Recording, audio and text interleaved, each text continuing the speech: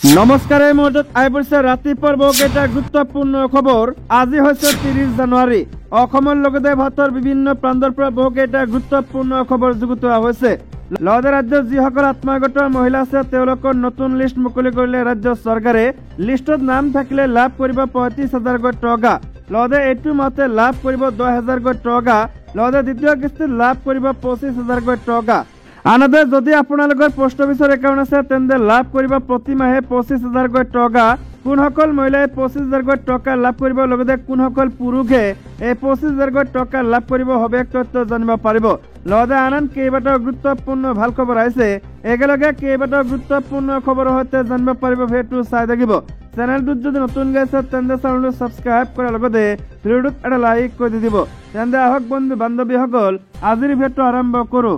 ৰাজ্যৰ প্ৰথম গুৰুত্বপূৰ্ণ খবৰটো হৈছে ডাঙৰ গুৰুত্বপূৰ্ণ খবৰ। আত্মসহায়ক গোটৰ এই লিষ্টত নাম থাকিলে লাভ কৰিব 35,000 টকা। যিসকল মহিলাৰ নাম এই লিষ্টত আছে তেওঁলোকে লাভ কৰিব 35,000 টকা। 10,000 টকা লাভ কৰিব ফেব্ৰুৱাৰী মাহত। 10,000 টকা লাভ কৰাৰ পিছত পুনৰবাৰ তেওঁলোকে দ্বিতীয় কিস্তিত লাভ কৰিব 25,000 টকা। আপোনালোকৰ নাম আছে নাই এবাৰ চেক কৰি লৈ ল'ব। এই লিষ্টত নাম থাকিলে আপোনালোকে লাভ কৰিব 35,000 টকা। অসম চৰকাৰে আত্মসহায়ক গোটৰ নতুন লিষ্ট মুকলি কৰিলে। ইয়াত দেখিবলৈ পাইছে আত্মসহায়ক গোটৰ লিষ্ট। বন্ধুসকল, যদি আপোনালোকৰ নাম এই লিষ্টত আছে তেন্তে লাভ কৰিব 35,000 টকা। ইয়াত দেখিবলৈ পাইছে আপোনালোকৰ ৰাজ্যৰ নাম, ডিষ্ট্ৰিক্টৰ নাম, ব্লকৰ নাম, গাঁও পঞ্চায়তৰ নাম, ভিলেজৰ নাম, লগতে SHGৰ নাম, অৰ্থাৎ সেল্ফ হেল্প গ্ৰুপৰ নাম আছে, মেম্বাৰ নাম আছে, ফাদাৰ মাদাৰ সকলোখিনি ডিটেইলছ ইয়াতে দিয়া আছে। যদি আপোনাৰ নাম আছে তেন্তে আপোনালোকে লাভ কৰিব 35,000 টকা। লিষ্টটো অনলাইন মাধ্যমতে আপোনালোকে চেক কৰিব পাৰে। দ্বিতীয় ডাঙৰ খবৰটো হৈছে পোষ্ট অফিচৰ একাউণ্টত প্ৰতি মাহে সোমাব 25,000 টকা। FD নকৰিলেও পাব 25,000 টকা। পোষ্ট অফিচৰ এই নতুন আঁচনিৰ বিষয়ে আপুনি জানেনে? কোনসকলে 25,000 টকা লাভ কৰিব জানিবলৈ ভিডিঅ'টো শ্বেয়াৰ কৰি সম্পূৰ্ণ চাওক। প্ৰতি মাহে 25,000 টকা দিব। এই আঁচনিত বিনিয়োগ কৰক। জ্যেষ্ঠ নাগৰিক হওক বা যিকোনো বয়সৰ লোকেই হওক, নিজৰ ভৱিষ্যত সুৰক্ষিত কৰিবলৈ কিবা এটা কৰি আছে। কোনোবাই বেংকত টকা জমা কৰি আছে, কোনোবাই FD কৰি আছে, কোনোবাই আন ঠাইত বিনিয়োগ কৰি আছে। ইফালে জ্যেষ্ঠ নাগৰিকসকলে নিজৰ মংগলৰ বাবে উন্নত বিনিয়োগৰ বিকল্প বিচাৰে, য'ত উচ্চ সুতৰ সুবিধাও থাকে। আজিৰ এই প্ৰতিবেদনত আমি এনে এখন আঁচনিৰ বিষয়ে আলোচনা কৰিম য'ত প্ৰতি মাহে মাত্ৰ কেইটামান টকা বিনিয়োগ কৰিলে কেইবছৰ মানৰ পিছত বিপুল পৰিমাণৰ ধন দেখা পাব। আৰু এইটো ডাকঘৰৰ এক মহান আঁচনি য'ত প্ৰতি মাহে 25,000 টকা পৰ্যন্ত পাব পাৰি। আজি আমি জ্যেষ্ঠ নাগৰিক সঞ্চয় আঁচনিৰ কথা কৈছো। ইয়াৰ অধীনত আপোনাৰ ধন সুৰক্ষিত, কাৰণ ধন পৰিচালনা, বিনিয়োগ আৰু ঘূৰাই দিয়াটো চৰকাৰৰ দায়িত্ব। জ্যেষ্ঠ নাগৰিকৰ প্ৰয়োজনীয়তাক মনত ৰাখি চৰকাৰে এই আঁচনিখন প্ৰস্তুত কৰিছে। চৰকাৰে এই আঁচনিৰ সৰ্বাধিক সুদ দিছে। ডাকঘৰৰ ক্ষুদ্ৰ সঞ্চয় আঁচনিয়ে আগবঢ়াব আঁচনিসমূহৰ ভিতৰত ই সৰ্বাধিক সুদ লাভ কৰি আছে। 3 নম্বৰ ডাঙৰ খবৰটো হৈছে আলফা স্বাধীনৰ কেম্পত বন্দী মানুষ বৰগোহাঁই ইঞ্জিনিয়াৰ নে আৰক্ষীৰ চোৰাংচোৱা নে আন কোনোবা? আৰক্ষীৰ সঞ্চালক প্ৰধান GP সিঙে দিলে চাঞ্চল্যকৰ তথ্য। আলফা স্বাধীনৰ ম্যানমাৰৰ চলমান কেম্পত এজন গুপ্তচৰ ধৰা পৰাৰ ঘটনাই দেওবাৰৰ দুপৰীয়াৰ পৰাই চাঞ্চল্যৰ সৃষ্টি কৰিছে।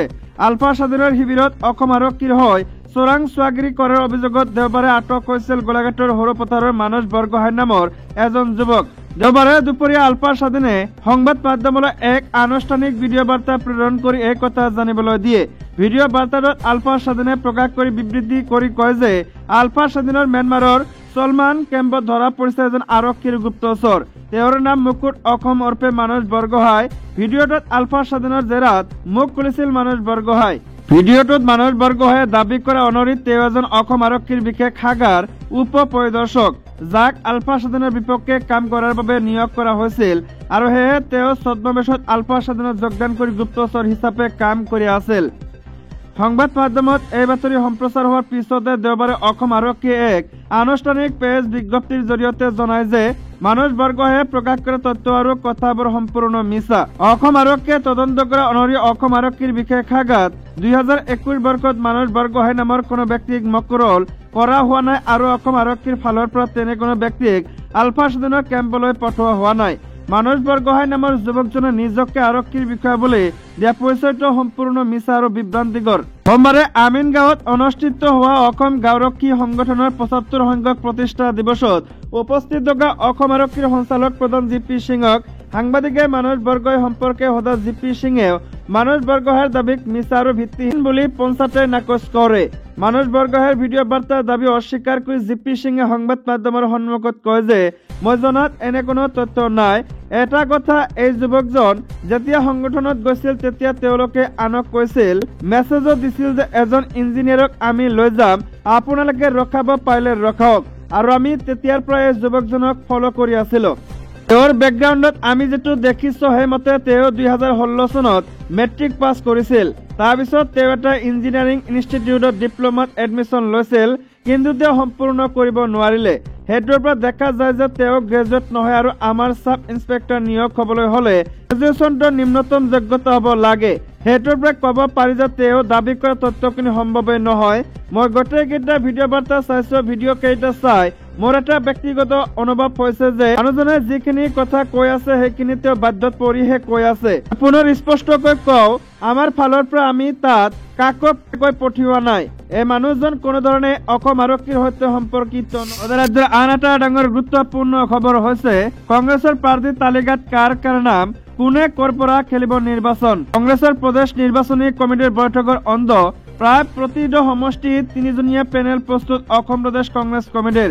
কিছু কিছু সমষ্টিত 3জনতকৈ অধিক নাম প্ৰস্তাৱ, 3জনতকৈ অধিক প্ৰাৰ্থী হোৱা সমষ্টিত 3জনীয়া তালিকা প্ৰস্তুত কৰাৰ দায়িত্ব APCCৰ সভাপতি ভূপেন বৰা আৰু বিৰোধী দলপতি দেৱব্ৰত শইকীয়াক। ব্লক আৰু জিলা কংগ্ৰেছৰ তত্ত্বৰ ভিত্তিত প্ৰস্তুত কৰিব তালিকা। নগাঁও সমষ্টিত প্ৰস্তুত হোৱা তালিকাত আছে বৰ্তমানৰ সাংসদ প্ৰদ্যুৎ বৰদলৈ, পূৰ্বৰ কলিয়াবৰৰ সাংসদ গৌৰৱ গগৈ আৰু চামগুৰি বিধায়ক ৰকিবুল হুছেইনৰ নাম। শিলচৰ সমষ্টিত প্ৰাৰ্থী তালিকাত আছে নৈৰিতা জয়শুক্লা আৰু সৌম্যকান্তি পুৰকাষ্টৰ নাম। কৰিমগঞ্জ সমষ্টিৰ 3জনীয়া প্ৰাৰ্থীৰ তালিকাৰ নাম হাফিজ ৰছিদ চৌধুৰী, যুৱ কংগ্ৰেছৰ সভাপতি জুবেৰ আনম, তামিনুৰ ৰছিদ চৌধুৰীৰ নাম। চৰ্চিত বৰপেটা সমষ্টিৰ তালিকাত নাম আছে বৰ্তমানৰ সাংসদ আব্দুল খালেক, দীপবায়ন আৰু ববিতা শৰ্মাৰ নাম।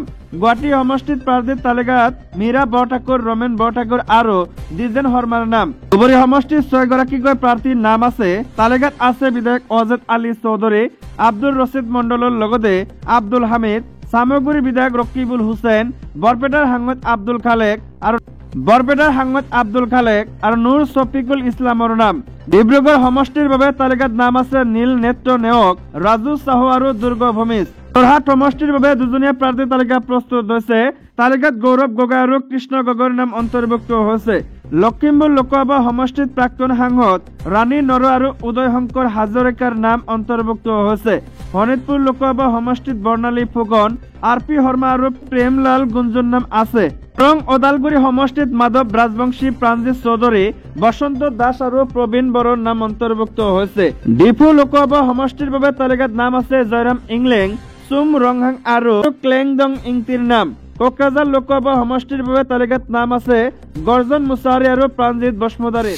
আন এটা ডাঙৰ গুৰুত্বপূৰ্ণ খবৰ হৈছে অহা 7 দিনৰ ভিতৰত সমগ্ৰ দেশতে বলবৎ হ'ব CAA ঘোষণা কেন্দ্ৰীয় মন্ত্ৰীৰ। এসপ্তাহৰ ভিতৰত বলবৎ হ'ব নাগৰিকত্ব সংশোধনী আইন, চমুকৈ CAA। পশ্চিমবংগতে নহয় সমগ্ৰ দেশতে বলবৎ হ'ব নাগৰিকত্ব সংশোধনী আইন। পশ্চিমবংগত ঘোষণা কেন্দ্ৰীয় মন্ত্ৰী শান্তনু ঠাকুৰৰ।